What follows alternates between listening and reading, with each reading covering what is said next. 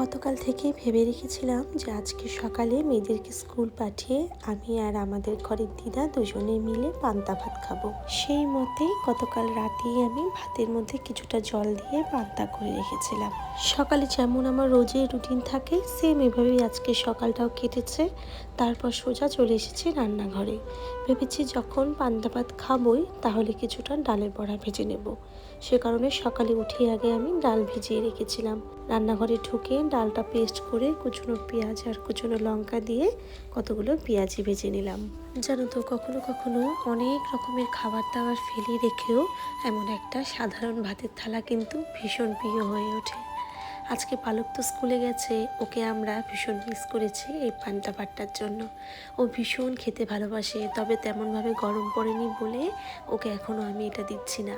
আর কিছুদিন বাদে যখন বেশ করে গরম পড়বে ওকে কিন্তু প্রায়ই আমি এরকমভাবে ভাত মেখে দিই, তবে শুকনো লঙ্কাটা একদমই দিই না।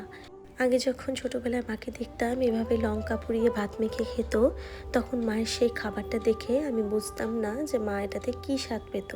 আজকে এভাবে ভাত মেখে খেয়ে বুঝলাম আমিও মনে হয় আস্তে আস্তে মায়ের সেই জায়গাটাতে চলে এসেছি।